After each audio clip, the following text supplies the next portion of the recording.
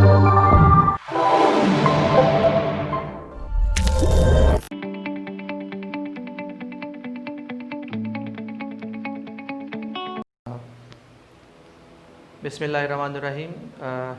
Dear student, today we discuss about the osmoregulation in animal, जो कि third lecture है हमारा फर्स्ट चैप्टर का सेकेंड ईयर का।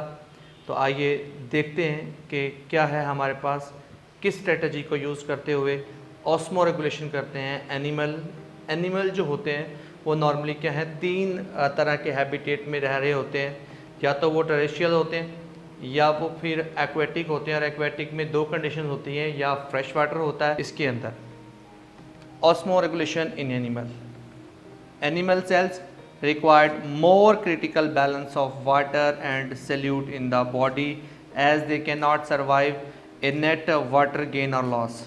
मतलब क्या है कि जो हमारे पास बहुत ज़रूरी है एनिमल के अंदर कि वो पानी के गेन और लॉस करते हुए अपने आप को सर्वाइव नहीं कर पाते। उनको अपनी बॉडी का सैल्यूट कंसंट्रेशन हमेशा से मेंटेन रखना होता है। Water continuously leave and enter the cell में दाखिल भी होता रहता है मेटाबॉलिज्म के लिए, और सेल से मेटाबॉलिज्म करने के बाद बाहर भी निकलता रहता है। तो how ever the quantity of water and salute is kept in balance. याद रखिएगा कि हमेशा एनिमल चाहते हैं कि पानी की ये मिकदार बैलेंस रहे। There are two approaches in maintaining this balance. तो हम कह सकते हैं कि on the behalf of solute concentration, animal can be categorized into two categories: osmoconformer animals, दूसरे osmoregulator जो है animals हैं। तो अक्सर ये शॉर्ट क्वेश्चन में आ जाता है और इम्पोर्टेंट शॉर्ट क्वेश्चन है, कंपेयर osmoconformer with osmoregulator। और राइट हमारे पास इसके मुतालिक कि एनिमल्स की वो कैटेगरी जो उनके अंदर ऑस्मो रेगुलेशन की बिना पर बनाई गई है।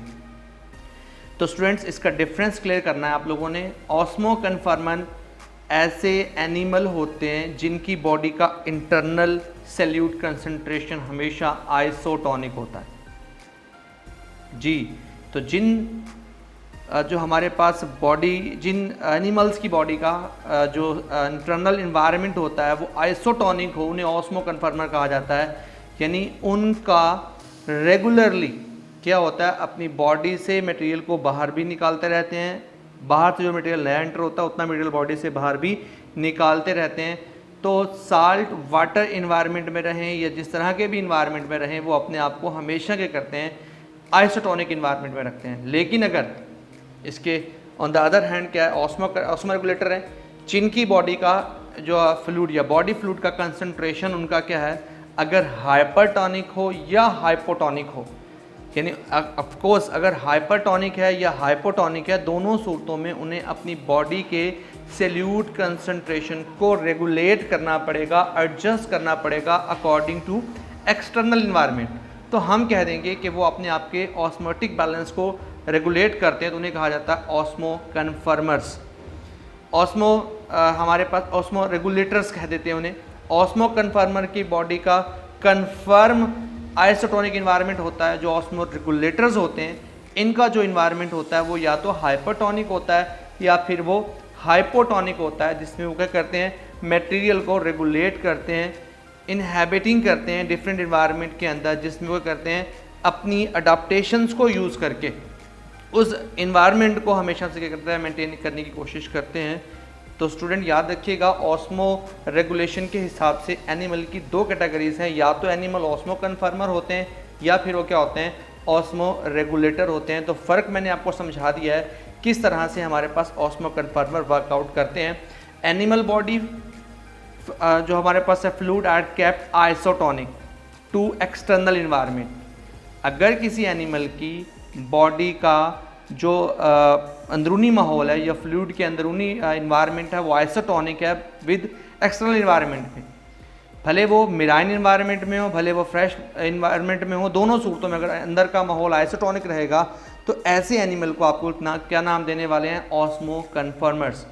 अगर हम बात करते हैं the animal whose body fluid concentration different noticeably outside environment actively regulate करते रहें, यानी discharge excess water in hypotonic excrete करना साल्ट एंड हाइपोटोनिक कंडीशन में, यानी हाइपरटोनिक कंडीशन में साल्ट को एक्सेक्रीट करना और हाइपोटोनिक में हमारे पास एक्सेस वाटर को बॉडी से बाहर निकालना।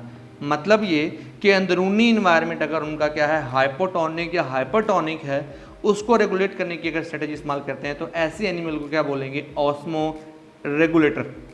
तो ये इंपॉर्टेंट शॉर्ट क्वेश्चन एग्जाम्स के पॉइंट ऑफ व्यू से भी, कौन कौन है जो ऑस्मो रेगुलेटर हैं और कौन है जो ऑस्मो हमारे पास कन्फर्मर्स हैं। ऑस्मो रेगुलेटर की एग्जाम्पल हमारे पास है marine, fresh water and terrestrial environment के तीनों लिविंग ऑर्गेनिज्म हमारे पास है। लेकिन याद रखिएगा ऑस्मो कन्फर्मर में हमारे पास आती है हैग फिश आती है। हैग फिश जो होती है वो स्पेशली ऑस्मो कन्फर्मर है।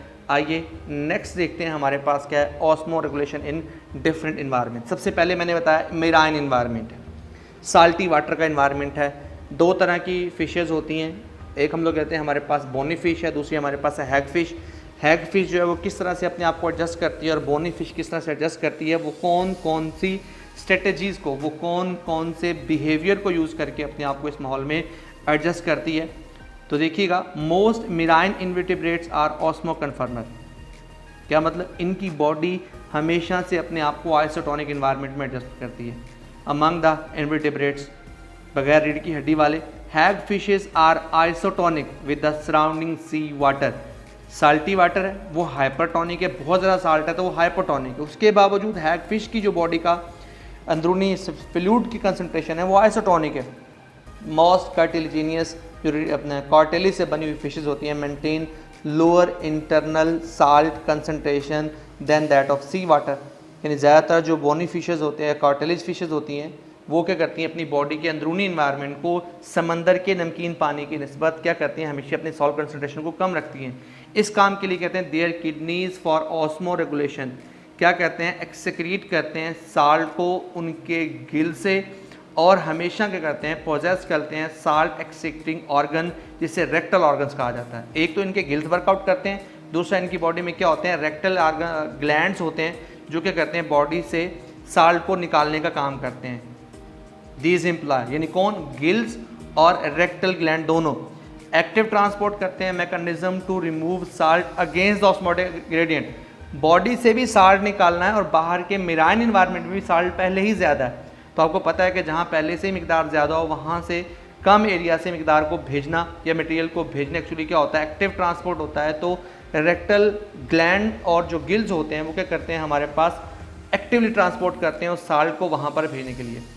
सम fishes has relatively low salt in body fluid, फिर क्या करते हैं, but have rendered their hypotonic to that sea water by retaining urea in adequate concentration.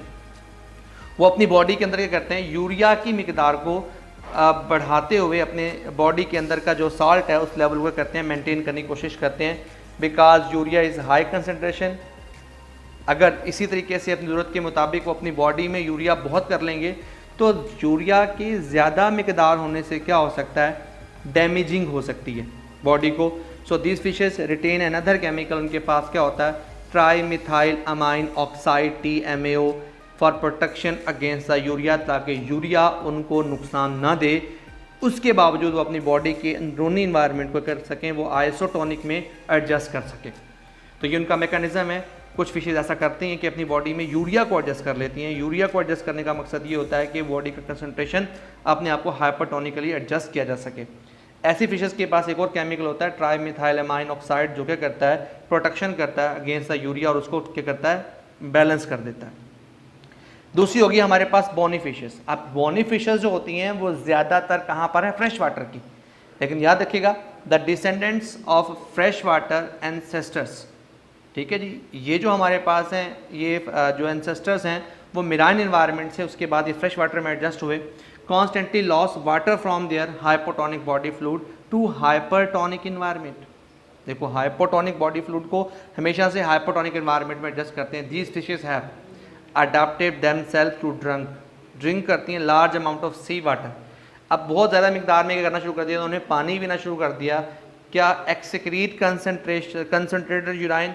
जो कंसनट्रेटेड बॉडी ज़्यादा पानी पिएंगी तो ऑटोमेटिकली बॉडी से ज़्यादा यूराइन पास होगा, जिससे क्या होगा, मैक्सिमम साल्ट जो होगा वो हमारे पास वहाँ से हम लोग एक्सेक्रीट कर सकेंगे और मिनिमम वाटर और लॉस होगा। यानी ज़्यादा पानी यूज़ करेंगी, ज़्यादा पानी को इस्तेमाल करेंगी तो उस सी वाटर के ज़रिए क्या होगा, बॉडी से ज़्यादा साल्ट बॉडी के बाहर निकलेगा और पानी का लॉस कम से कम होगा।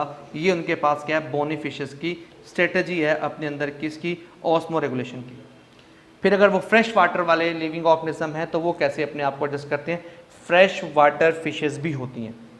जो पहले वाले थे वो हमारे पास मेराइन एनवायरनमेंट में फिशेस किस तरह से थी, हैग फिश की स्ट्रेटजी और तरह की होती है, और आपने पढ़ा कि आपके पास जो है वो बोनी फिश की स्ट्रेटजी और तरह से। एक नॉर्मल जो होती है वो रहती फ्रेश वाटर में, उसके पास क्या होता है, जितनी मटेरियल अंदर आता है उतना ही बॉडी से बाहर चला जाता है।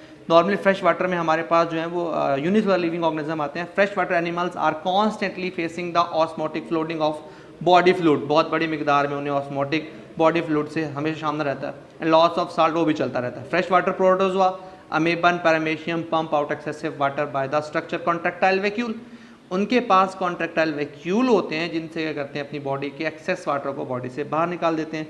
Many fresh water animal including fishes remove excess water by producing large volume of very dilute urine. ऐसे एनिमल, ऐसे फिशेस हैं। अब ये यूनिसेलुलर लिविंग ऑर्गेनिज्म तो नहीं है, प्रोटोजोआन तो नहीं है, लेकिन इनके पास क्या होता है, ये एक्सेस यूज ऑफ वाटर को करते हैं, हमारे पास डाइल्यूट यूराइन बना के बॉडी से बाहर करते हैं। The loss of salt is compensate bye preference of the salt containing. अब जब इसमें क्या होता है, साल्ट बॉडी से बाहर निकल जाता है तो फिर क्या करते हैं, active uptake of salt by gills और स्किन से ले जाता है, या ऐसी खुराक हासिल की जाती है, ऐसी खुराक ली जाती है जिसमें साल्ट होता है, और या ऐसी जगह पर गिल्स और स्किन से बॉडी के अंदर क्या करते हैं, साल्ट को वापस पूरा कर लिया जाता है। सबसे इम्पॉर्टेंट एरिया है स्ट्रेटेजी के हिसाब से टेरेस्ट्रियल इन्वायरमेंट, खुश्की पे रहने वाले लिविंग ऑर्गेनिज्म अपने आप को कैसे एडजस्ट करते हैं। इसमें हमारे पास वर्टेब्रेट भी शामिल है और कुछ आर्थ्रोपोड्स भी शामिल हैं। वो डिफरेंट किस्म की क्या हमारे पास क्या है स्ट्रेटेजीज को करते हैं। The evaporation loss of water leading to dehydration, अगर बहुत ज़्यादा बॉडी से पानी निकल जाता है तो उस कंडीशन को बोला जाता है डिहाइड्रेशन। द मेजर प्रॉब्लम उनके लिए जो टेरेस्ट्रियल हैं, टेरेस्ट्रियल होने का मतलब क्या है कि जो खुश्की पर रहते हैं, जिनके पास पानी की सप्लाई लिमिटेड होती है, ज़्यादा नहीं होती। Arthropods and vertebrates have successfully adopted कर चुके हैं to terrestrial mode of life. क्यों? इस क्यों का जवाब सुनेंगे, इंपॉर्टेंट क्वेश्चन है सारे का सारा। Terrestrial animals are covered by body surface, उनकी जो बॉडी सरफेस होती है वो बाहर से कवर्ड होती है, which prevent loss of water, क्योंकि उनके पास क्या होता है, एक वैक्सी एक्सोस्केलेटन होता है जैसा कि इंसेक्ट्स के बाद होता है, और multi layer dead keratinized skin होती है इन हमारे पास वर्टेब्रेट के पास, जिससे क्या होता है, पानी का जो लॉस है एवेपोरेशन के ज़रिए वो कम से कम होता है। दूसरा स्ट्रेटजी, दूसरा मैकेनिज्म अपने आप को ऑस्मो रेगुलेट करने का, drinking and eating moist food compensate the loss of water. अगर बहुत ज़्यादा पानी ज़ाया हो जाता है तो ये आर्थ्रोपोड्स और वर्टेब्रेट पानी पी कर उसको पूरा कर लेते हैं। फिर कुछ में मेटाबॉलिक एंड बिहेवियरल अडॉप्टेशन भी होती हैं। बिहेवियरल अडॉप्टेशन का मतलब क्या है, जैसे गर्मी के मौसम में बाहर नहीं आते, ये लिविंग ऑर्गेनिज्म गर्मी के मौसम में बाहर नहीं आते, जिससे क्या होता है, उनकी बॉडी से कम एवेपोरेशन होती है और ज़्यादा ये अपने आप को बचा पाते हैं, तो ये सर्वाइव करते हैं अपनी बिहेवियरल अडॉप्टेशन से, अपने बिहेवियर को बदलते हैं। सम डेजर्ट एनिमल जैसा कि kangaroo, rat survive without drinking water, पानी नहीं पीते हैं बल्कि करते हैं फीडिंग ऑन सीड खाते हैं जो डेजर्ट्स के होते हैं। प्लांट कंटेनिंग मोर कार्बोहाइड्रेट, उन प्लांट्स को लेते हैं जिनमें कार्बोहाइड्रेट बहुत ज़्यादा होती है, which produce water of metabolism, जिससे क्या होता है, उनके लिए मेटाबॉलिकली पानी बनता रहता है। तो वो ऐसे सीड खाते हैं जो डेजर्ट प्लांट के, जो उन्हें क्या करते हैं, मेटाबॉलिकली वाटर देते हैं, या ऐसी खुराक जाते हैं जिसमें ज़्यादा कार्बोहाइड्रेट होती है और मेटाबॉलिकली उन्हें पानी मिलता रहता है।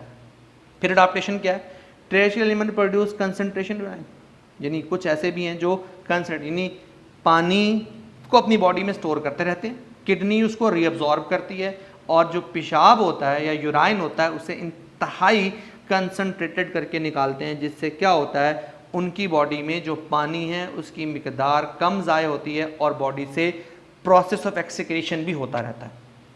Terrestrial animals can tolerate dehydration and it is different in various animal. देखिएगा, जो खुश्की पर रहने वाले एनिमल हैं वो डिहाइड्रेशन को टॉलरेट कर सकते हैं, ये डिफरेंट मैकेनिज्म को यूज़ करके जो पीछे मैंने बताए हैं। इन सब मैकेनिज्म को यूज़ करके टेरेस्ट्रियल एनिमल्स का अपने अंदर डिहाइड्रेशन को बेयर करना, टॉलरेट करना, ये खसूसियत इन लिविंग ऑर्गेनिज्म की, इन एनिमल्स की क्या कहलाती है, एनहाइड्रोबायोसिस। इंपॉर्टेंट 3 शॉर्ट क्वेश्चन है एनुअल पॉइंट ऑफ व्यू से। 2 क्वेश्चन यहाँ पर बहुत अहम थे, एक ऑस्मो कन्फर्मर और ऑस्मो रेगुलेटर का डिफरेंस। 2 क्वेश्चन जो स्टूडेंट्स हैं वो बहुत ज़्यादा इंपॉर्टेंट है, एक ऑस्मो कन्फर्मर और ऑस्मो रेगुलेटर का डिफरेंस, और दूसरा जो हमारे पास क्या एनहाइड्रोबायोसिस क्या है। ओवरऑल ये क्वेश्चन लॉन्ग के लिए भी बहुत अहम है। नेक्स्ट इंशाल्लाह मिलते हैं एक्सक्रीशन के टॉपिक के, तब तक अल्लाह हाफिज़।